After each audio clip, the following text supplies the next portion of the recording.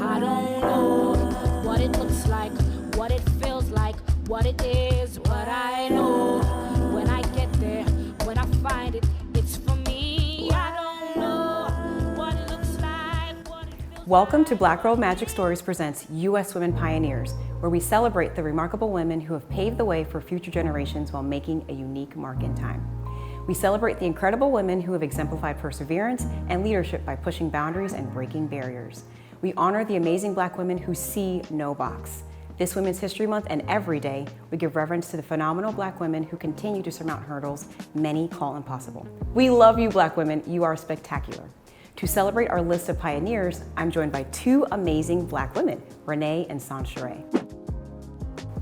Our first pioneer on today's list made historic strides in the fight for equality as an artist and performer. MARIAN Anderson was an iconic American contralto singer and civil rights activist. She was the first African American to perform with the Metropolitan Opera in New York City, and her 1939 open-air concert on the steps of the Lincoln Memorial is remembered as a landmark moment in the struggle for racial equality. Anderson's career spanned more than 3 decades, during which she performed at venues around the world, including Carnegie Hall and the White House. Her repertoire included spirituals, operas, art songs, and folk songs from many countries. Anderson was awarded numerous honors throughout her lifetime, including the U.S. Presidential Medal of Freedom, Kennedy Center honors, and a Grammy Lifetime Achievement Award. She also received 24 honorary doctoral degrees from numerous universities and colleges. Anderson's legacy continues to inspire generations of singers and activists alike.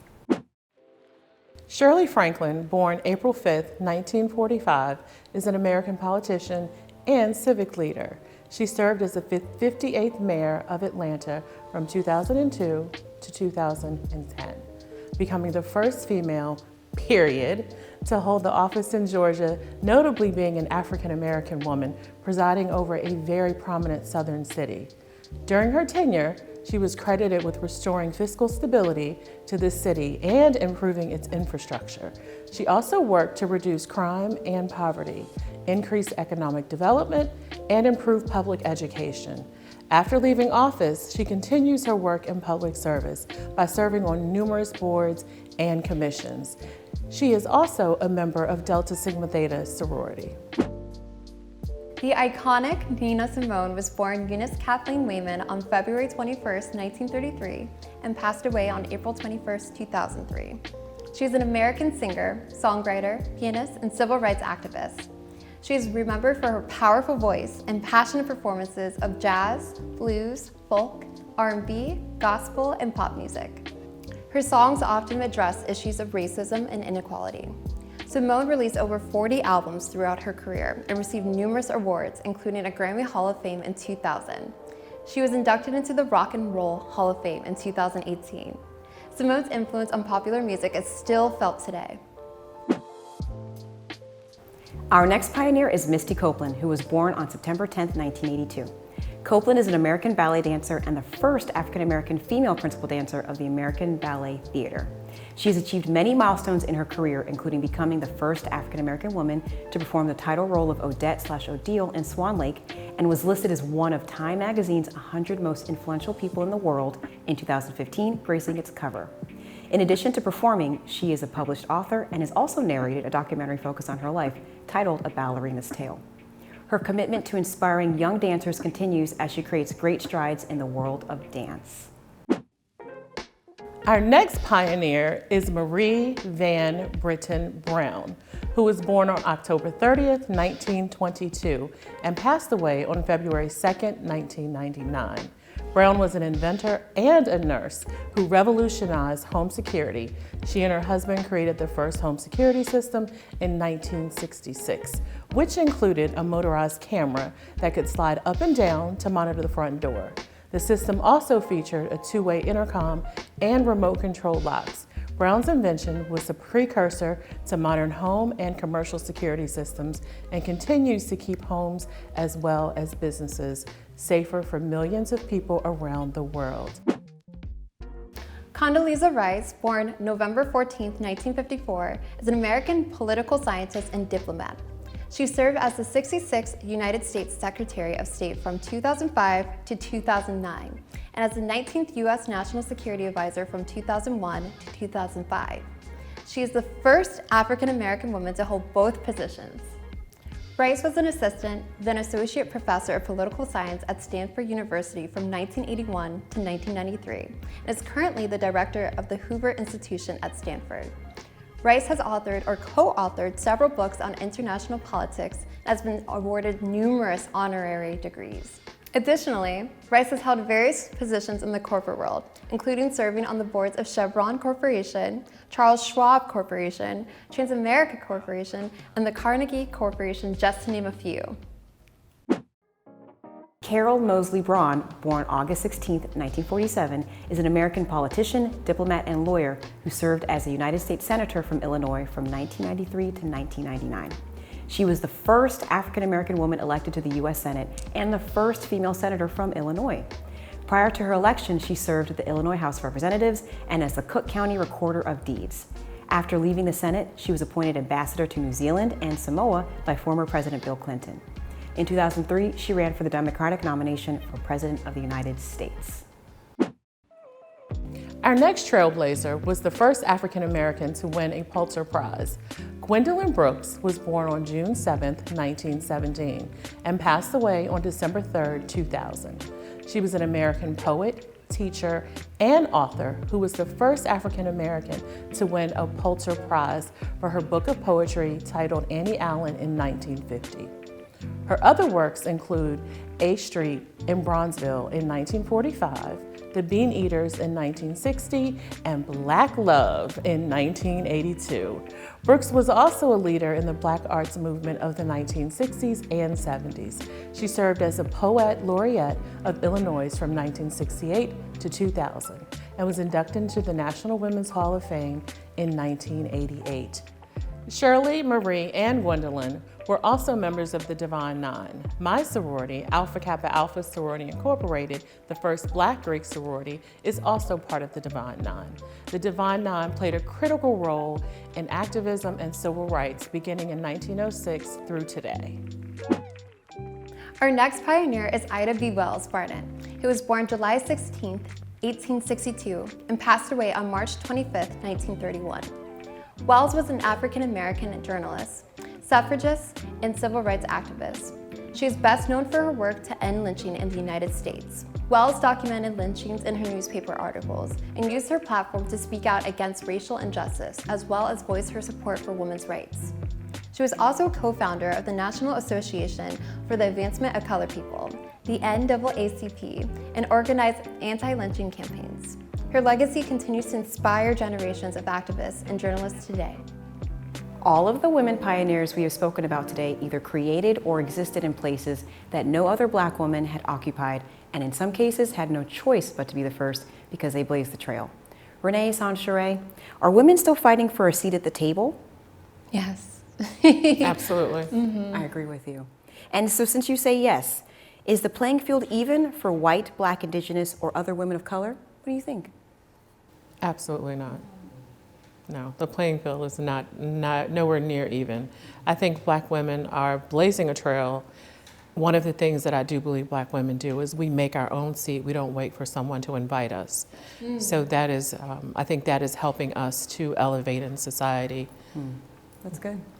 Yes, and fortunately, I feel like within workspaces, especially, Black people just come together and they use their magic and their spirit to make it so that we are able to have a table, a seat, and speak our voices and minds. Yeah, we bring the table, we bring the seat, we bring everything. We bring everything. We bring bring the it all, charisma, whatever it is the we joy. need.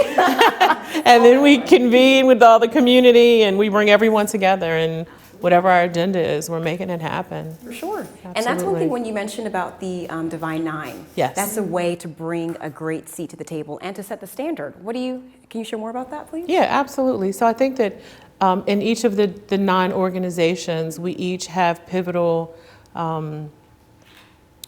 things that we work on, right? So it's a wonderful way for us to be able to get together. We're all working on the same activities, the same goals, coming together. But the biggest thing that it is the network. Yes. It is the network. So you cannot, I tell everyone this all the time, becoming a member of Alpha Kappa Alpha Sorority Incorporated was one of the best things I ever did in my lifetime. Because of that network, we are able to, you know, so for example, our current North Atlantic Regional Director created a new committee, and it's called Ivy Connections. And her sole goal was to make it so that if you're, and it's a professional network, so if you're looking for a job or you have a job, that we're one phone call away. Like there is someone that you can touch immediately, right? If you need a job or you have a job. And I happen to be the chairman of that committee. So I'm super excited because I love networking. I love connecting people, and people always call me and they're like, hey, I need this. Well, if I don't know, I know someone that does know. And I think for when we talk about Black Girl Magic, that's Black Girl Magic, you know, in action. And I think it happens in the corporate world. It happens as part of the Divine Nine with all of the sororities, all of the fraternities, and not just AKA, but it's important for us to reach out and work together as a unit, you know, for all of the Divine Nine, so that we can make an impact, because we do. We absolutely do. You need each other. Absolutely, And each we need each organization other. brings something different to the yes, table. we all bring something different to the table, and love that makes it work. That's real, so good. Yeah. So one thing that was nice about all the women we talked about today was that they're all in government. They had some kind of role in the government in some way, shape, or form. What do you think about that? Are we taking more space in the government? Are we doing better at inserting ourselves into government, especially in the U.S.? What do you think? I think we are. I think more women are running for positions. More women are, you know, they have a seat at the table in government. We are making a difference, not enough, but we're making a difference. I mean, we've got Kamala Harris as Vice President, and you know, she has been working her butt off since she's been in office. You know, you hear a lot of people saying, oh, she's not doing anything, but the Vice President is not to be seen. The President is to be seen. Absolutely. But she is behind the scenes, making change, making things happen. She is the tiebreaker for a lot of things that come on the floor. So I think we're slowly getting there. We're getting there, for sure. I agree with you. And I feel like people are also talking about the power of vote even more. Yes. Which is so exciting. Yes. Because we're making changes. We are adjusting things so that it can abide to what we want in the future, which I feel like we just want peace. We just want happiness and joy. So that's really an occasion. And it brings more humanness to the level, because we are great and a major part of society. We birth men, we birth women. It's important to hear what we have to say, because we're the ones bringing them forth, are we not? Absolutely. We built this country. Exactly. Yeah, everything is on our backs. And we just want to exist, like she said, in peace and harmony, and leave us alone. Yes. Like, let us do our thing. Yes, we're creative. Right. Yes. To be creative, to be innovative, and to be able to like shine and share our stuff. Absolutely, I agree. So what do you think we can like think about, you know, moving forward with the government? What do you think the government can do for us moving forward? What are some things like that? Just some ideas. Well, reparations immediately come to mind. Or better organizations, education, I feel like, as well. It's so difficult to get a job nowadays. The market is completely saturated. It's so difficult to find a home where you can afford rent and utilities and things of that nature. That's a universal problem, but especially because other cultures, other races had a head start, for 400-year starts. It's really difficult to be on that same level financially. So I think a monetary bonus is definitely necessary, because how are we supposed to achieve 400 years of wealth within the short amount of time that we've had to be considered equals? So good, so good. Thank you. Yeah, I don't think without some form of reparations, we'll never catch up.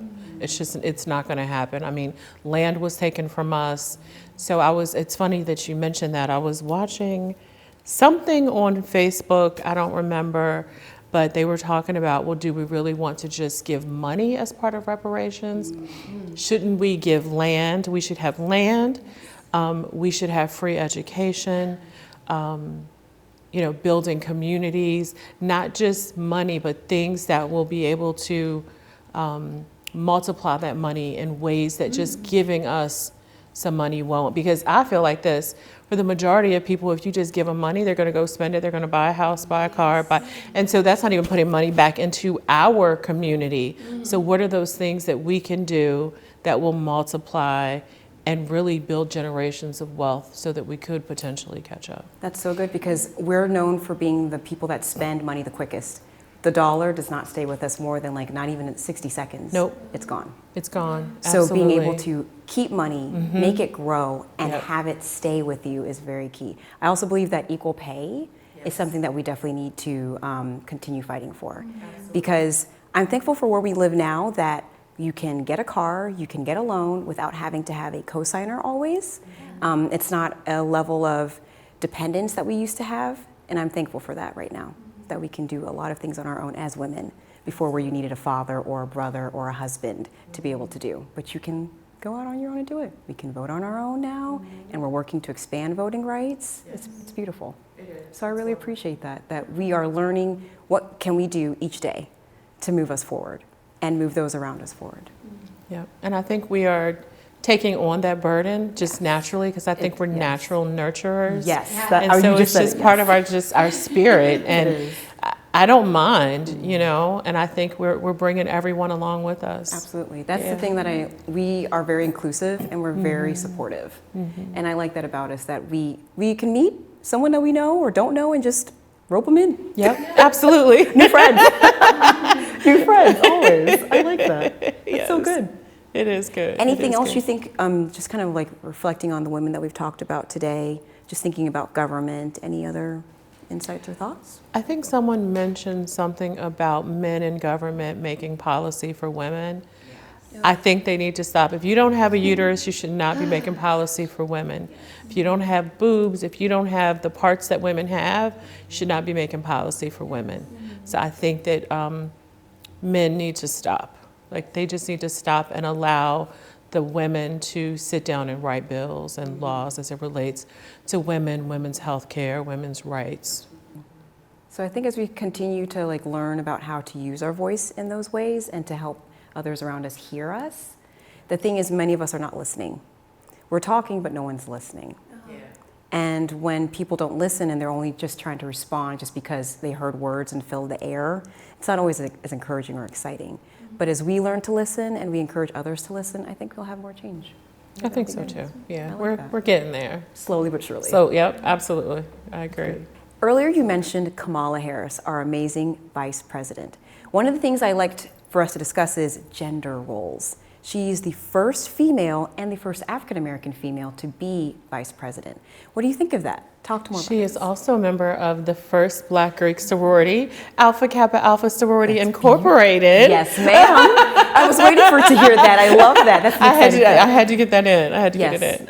Yes. But thinking You want about to go gender first? You want me to roles, go first? You can go first. Okay. I'm so engaged whenever you speak. I know. I love hearing when you speak. Command a room, and I appreciate that very much. Thank you. So as it relates to gender roles, part of me is so a little traditional, and then part of me is not. Like, at work, I'm a leader. I own a business. I'm a leader in my sorority. I'm a leader in a lot of other organizations, nonprofit organizations for the community. At home, sometimes I just want to come home and do nothing. Like, I don't want that role at home. And I think it's important to build Black family. Like, how do we make sure that our men are not intimidated by our success? And so for me, I think it boils down to a conversation. What are those things that you feel comfortable doing in the house, or what role do you feel like you want to play? But then there's some people that you don't even have to have the conversation. He'll just step up and you're like, okay, I'll fill in the gaps, you know? But I do think it's important that we have to have that conversation so that we can begin to rebuild our Black families. Yeah. So good. Yeah. Yes. So good. What do you think? Gender roles. Well, I think it's definitely being broken down by different generations. I'm Gen Z, and we are so out of the ordinary, so non-traditional. However, part of me is like, I want traditions sometimes. I think everyone needs to customize it. Absolutely. So gender roles, I think it boils down to love as well. Yes. What do you want out of love? What is your love style? How do you feel appreciated? How do you want to show up in the room? It's not just gender that's the factor, even though it's like the main highlight, I guess. But I agree with you. I'm also a leader in a lot of different organizations, and when I come home, I do not want to be the dominant energy. Absolutely. I want to be more submissive. I want to embrace my femininity the way that it's supposed to be. Absolutely. Yeah, so. That's good. I like that. I think it's good to, in a sense, be able to move a bit more fluidly. And just like what we talked about earlier, listening. As we listen to each other, understanding that gender roles can be a bit more fluid, but having the understanding with it is important. I think that's really great. Somebody said something the other day, we were kind of talking a little bit about this, and they said sometimes, we were specifically talking about men, yes, that men should dial back a little bit on their egos and realize that it's not a competition, it's a partnership. And as we work together, we can build so much more as partners versus thinking you have to compete against one another. And it boils back down to the love and, you know, making sure that love leads. So when that was brought up, oh yeah? I said love and listen, that's good. Love and listen. 2 L's, yeah, please. When the conversation was brought up, was it men versus men or men versus women? It was men versus women, based on things that we see, comments that we see on like social media. And some of the comments, it's like, if you just let your ego go, you would probably have a really great relationship. Because like you said, so many women, while we might lead out in public, when we get home, we just want to exist. We don't want to have to take on that role. And I think that a lot of men don't see that or understand that. And so back to the communication and again, letting love lead, you know. Pride kills. Yes, Yeah. Yes, it absolutely does. And since we're talking about love, God is love. Yes. And there's a reason why women came after men. You know, we are supposed to be partners. So I think that's definitely enhanced within your statement. Yeah, absolutely. That's good. And it's okay if that's the thing. Yeah. It's okay. Be kind with it and keep it going. I like that. So thank you for sharing. That's really good stuff. So as we come to a close, thinking about this year, thinking about what you want your story to be, one of the things we like to do for Black Girl Magic Stories is, what is your story? So what is your story for this year? Is it self-love? Is it self-care? Is it traveling? What do you think for this year? Do you want to go first or should I? Okay. Yeah, the embodiment of love. My name actually means Song of Love. Ooh, Soncheree, I like that. Thank you. And I've always been shy about singing until last year. Okay. And now I'm getting myself out there. I have a gig this April. And I'm like, oh my gosh, yay! Exciting. And I won an album of gospel music and love. That's my forte. I just want to be a vessel of love and light for people, and I'm trying to figure out how to do that, how to read people's body languages and have that communication so that everyone just feels appreciated, because gratitude's the highest vibration, and I want that to be what I do in my life.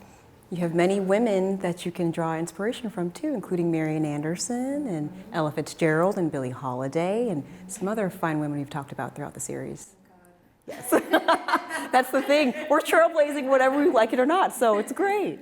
It's great. You have to invite us to your show. Yes, please. Oh, definitely, definitely. What about you? What do you think, Renee? So for 2023, my theme is me in 2023, because I have spent the majority of my life raising a family, a child, focusing on everything and everyone but me. So it's definitely self-love. So I'm on this journey of every morning I get up and I do something for myself first before I do anything for anyone else. And I'm making sure that I schedule time for me, things that I want to do. And I love to travel. So I used to travel a whole lot. I share with you guys I was in a car accident, so I can't travel at the moment. But as soon as I'm well, I'll be back in the sky, going everywhere. I dialed back some of the organizations that I'm a part of, and stepped down from some leadership roles just because, you know, it was constant every day. I had something to do that didn't include something that was feeding my soul and working on me. So this year, it's that balance of figuring out how to take care of me. I love that. Yeah. Mine touches on both of yours, intentionality. Yes. Making sure that when I do something, I'm doing it and committing to it. I'm not just going to say, hey, let's get coffee. When are we getting coffee? Yes. Not just saying things that are empty, but having real meaning behind it. I'm going to work on being 5 minutes earlier. Intentionality. I want to work on, just like you said, taking care of me and doing something for me. I love that. I'm going to have to borrow that from you. I appreciate that. So the 5 minutes early, are you typically late? Yes.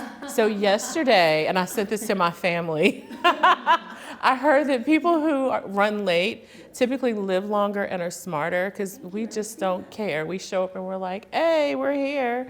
And so we have less stress. I received that. Thank you. So keep being you. Oh, she said, be late, girl. Well, I will intentionally do my best to come earlier. How's that? I share the same goal. It's good. I really appreciate it. Thank you, ladies, so much. You're Thank you. This has welcome. been Thank you for wonderful. having me. I hope we can do this again. Absolutely. Yeah, me too. Thank you. Almost give up, gotta crawl. Feels like too much. Pick back up again, back up again, back up again. Can't get scared to try. I get scared to fly. But the turbulence is better than getting left behind. I don't know what it looks like,